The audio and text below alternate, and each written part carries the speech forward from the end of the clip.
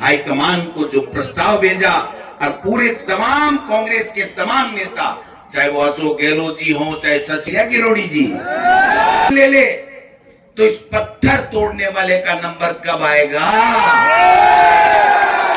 तो बाबा, उस पत्थर तोड़ने वाले का नंबर अब आएगा, डीसी बेरवा के रूप में आएगा।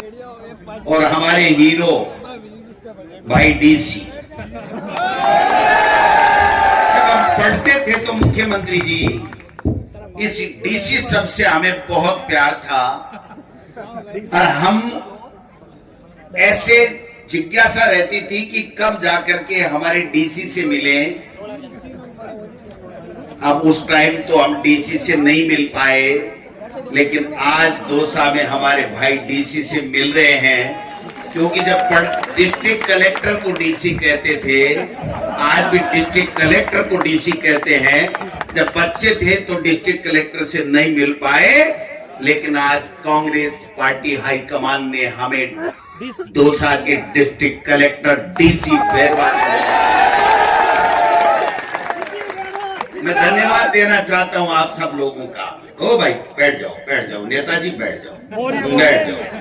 ज्ञान देने वाले इस देश में बहुत है, हर तीसरा व्यक्ति ज्ञान देता रहता है।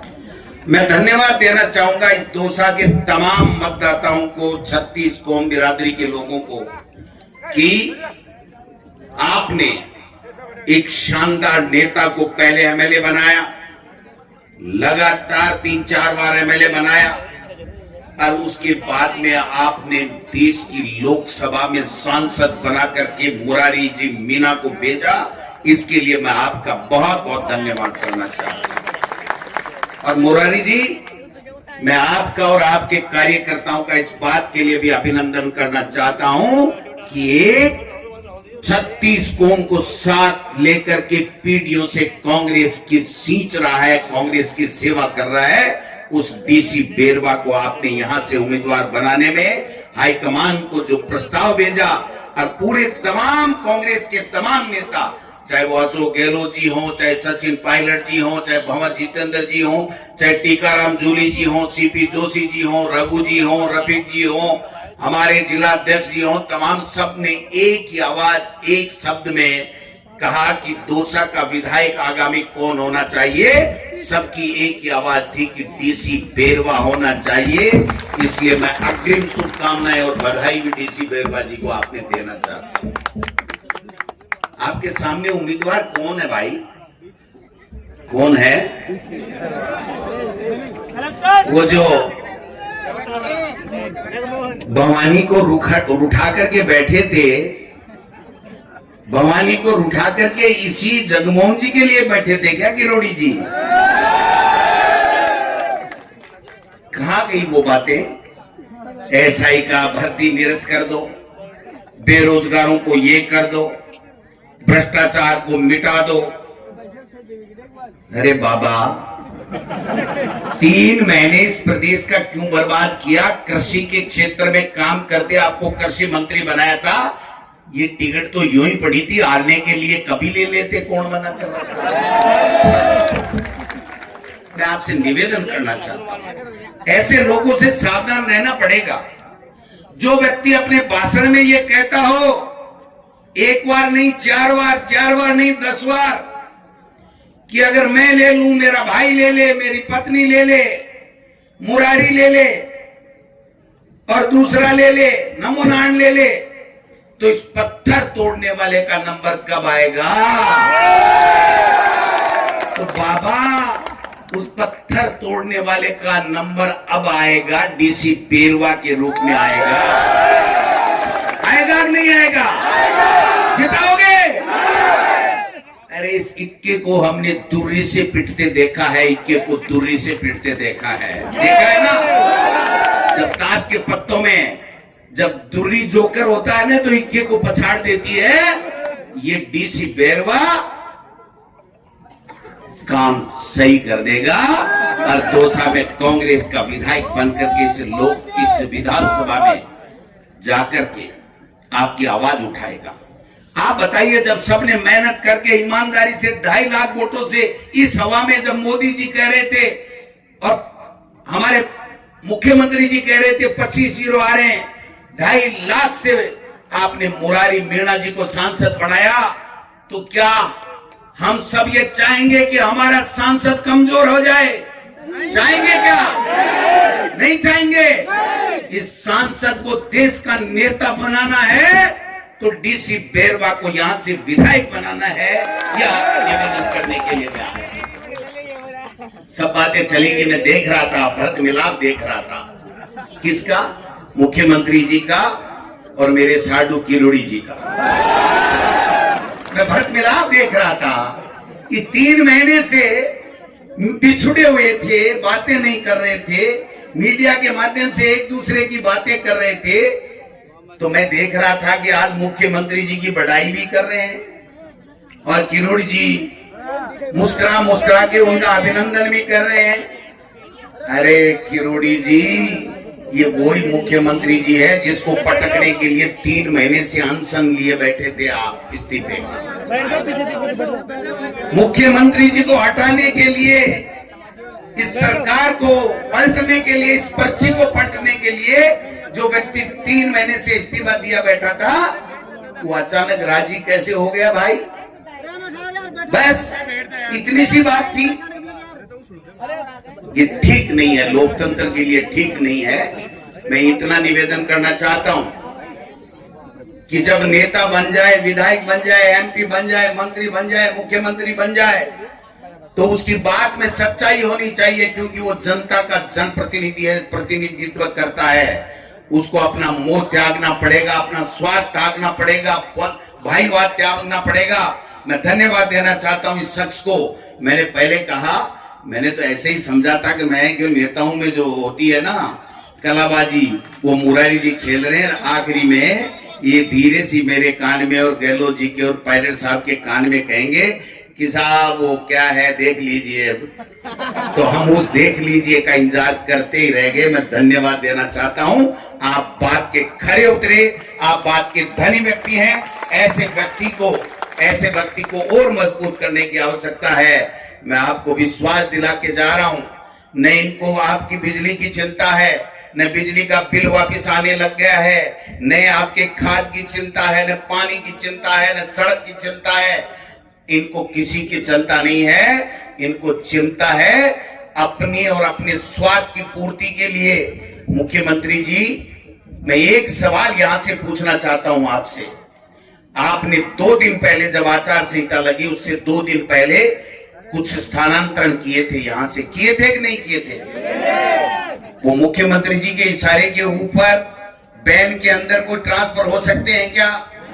जब बैन था तो मुख्यमंत्री जी प्रशासनिक सुधार विभाग के मुखिया हैं, वो मंत्री हैं, उनके पास से फाइल यस होकर के गई और वो ट्रांसफर हुआ। इसका मतलब ये था कि उस दिन तक जगनमोहन मीणा, उनके दिमाग में कोई उम्मीदवार यहां से नहीं था।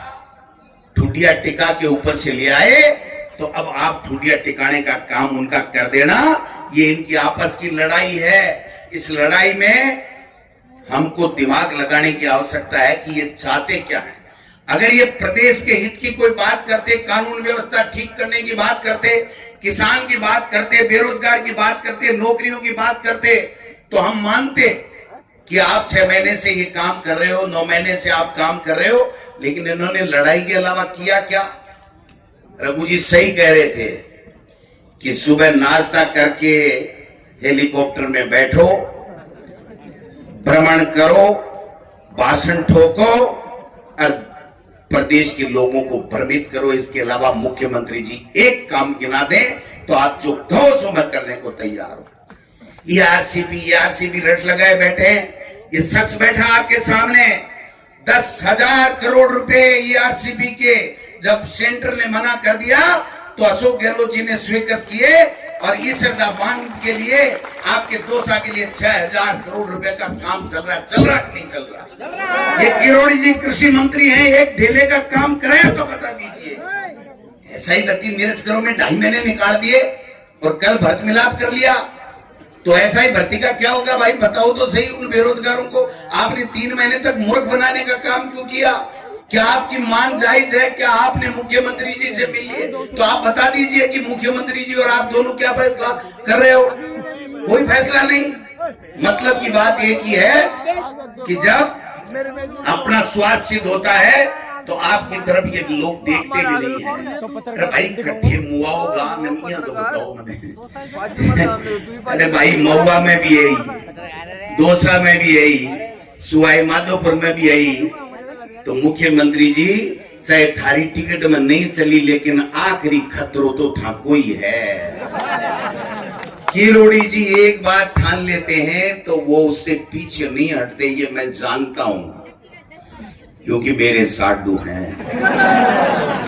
उन्होंने तय कर रखा है इस दिल्ली से आई पर्ची को बदलना है। अभी सही कह रहे थे रघु जी की 13 है, ये 14 हो जाएंगे तो मुख्यमंत्री जी आपका पता ही नहीं चलेगा। रात को मैसेज आएगा, पर्ची बदल जाएगी। खाम का अपनी रिस्क अपनी मौत खुद ही क्यों बुला रहे हो? राजनीति में अपना घर तो सुरक्षित रखता आदमी। तो इसलिए ये सब चीजें आपके संज्ञान में रखनी है। लोगों को कहते हैं साहब वो ये वोट नहीं देगा, वो वोट नहीं देगा। कांग्रेस पार्टी वो पार्टी है जो 36 कौम को साथ लेकर के चलती है, 36 कौम उसको वोट देती है। और मुरारी मीना मैं आपको दावे के साथ लिख करके दे रहा हूं, यहां पर राहुल गांधी जी, सोनिया जी, खड़गे जी और हम सब की पूरी पार्टी आला कमान की पहली पसंद है। आने वाले भविष्य का बहुत बड़ा नेता है, इसको कमजोर मत होने देना। अगर इसको कमजोर कर दिया तो फिर ये ऐसे लोग हावी हो जाएंगे जो इस राजनीति को दूषित करने का काम करेंगे, अपने स्वार्थ साधने का काम करेंगे।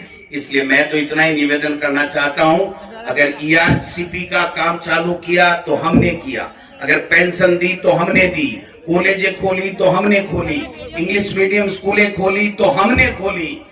और ये तो वो धरती है जहां पर इतने काम और स्वर्गीय नवल किशोर जी और स्वर्गीय राजेश पायलट जी की कर्म भूमि रही है। आप जैसे दौसा सबसे कांग्रेस का मजबूत गढ़ है। ये भूल कर ली इन्होंने कि यहां पर इस तरीके से आपस की जंग करके टिकट ले आए। ये टिकट वापस बीजेपी की बैरिंग जाएगी और कांग्रेस का डीसी डिस्ट्रिक्ट कलेक्टर के बराबर बैठ करके दोनों डीसी बैठेंगे, एक तरफ डिस्ट्रिक्ट कलेक्टर और एक हमारा विधायक डीसी, दोनों बैठ करके आपके हकों का फैसला करेंगे, आपकी आवाज उठाएंगे। मैं मानता हूं कि सरकार इस वोट से नहीं बदलेगी, कांग्रेस का कैंडिडेट साथ के साथ जीतने से भी सरकार नहीं बदलेगी। लेकिन मैं दावे के साथ कह सकता हूं कि अगर यहां से गलती से एक सीट पे बीजेपी जीत गई तो मुख्यमंत्री जी आपकी पर्ची जरूर बदलेगी। ये देखने की बात है।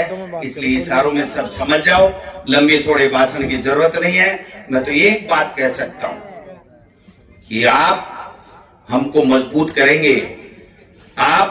मजबूत करेंगे तो विधानसभा में और लोकसभा में आदरणीय हमारे नेता खड़गे साहब राहुल गांधी जी के नेतृत्व में हम सब मिलकर के राजस्थान की विधानसभा हो चाहे देश की लोकसभा हो, इनकी नाक में नकेल डाल करके आपके काम करा देंगे, नाक में नकेल डाल करके करा देंगे। ये तो देते हैं भाषण, भ्रष्टाचार बैठ रहे हो।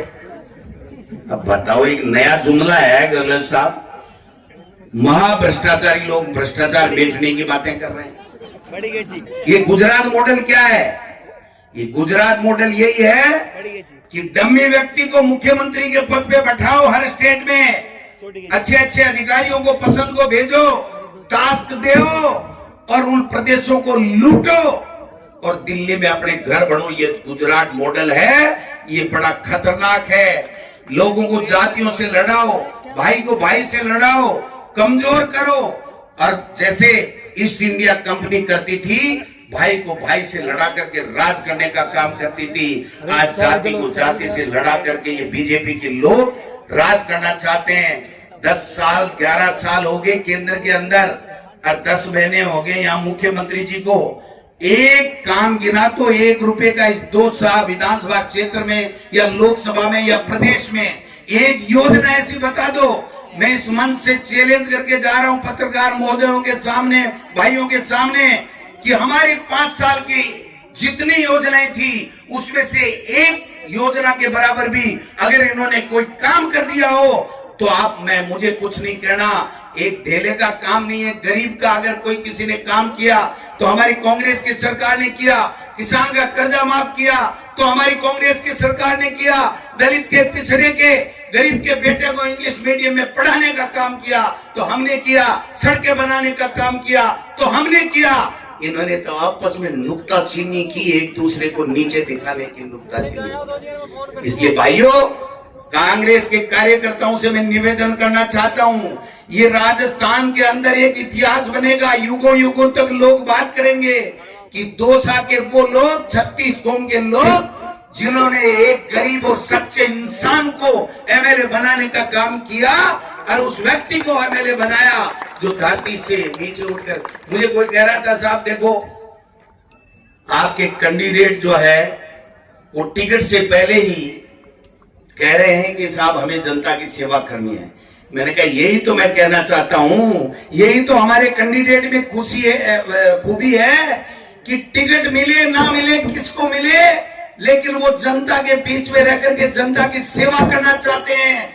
और जो बीजेपी को टिकटें मिले हैं, एक व्यक्ति का बयान बता दो टिकट मिलने से पहले अगर कोई जनता की बात की हो तो मुझे आप बता देना। इसलिए माताओं बहनों देख लेना, जो किरोड़ी जी ने कहा है ना कि पत्थर फोड़ने वाले का नंबर अब आना चाहिए, तो ये डीसी बैरवा वो पत्थर फोड़ने वाला गरीब का बेटा है, इसका नंबर अब आना चाहिए।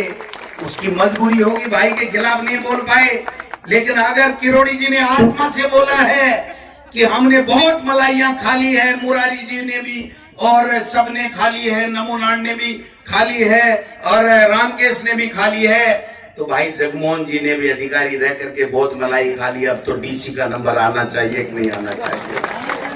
आना चाहिए। तो मैं 2 बजे उठना है। गहलोत साहब पूरी योजनाओं के बारे में, सब चीजें देश के बारे में, दुनिया में कैसे हो रहा है, मोदी जी क्या कर रहे हैं, वो सब बता देंगे। मैं तो देशी आदमी हूं। 11 मोरिया बुला दिया ना थे लोकसभा, 11 मोरिया बुलाया लोकसभा में, तो भाई जी आदमी के आंख आगे हुए और आगे बीजेपी वाला के गुद्दी में भी आंख उगी गए, यहाँ हो सके। तो एक निवेदन और करूंगा, आखिरी में एक बात आपसे चाहूंगा कि आपके इस डीसी को यहाँ के दौसा के डीसी के बराबर बैठा देना। यही अपील करने के लिए आप सब कांग्रेस कार्यकर्ताओं के सामने आया हूं। धन्यवाद। जय हिंद, जय भारत, जय कांग्रेस।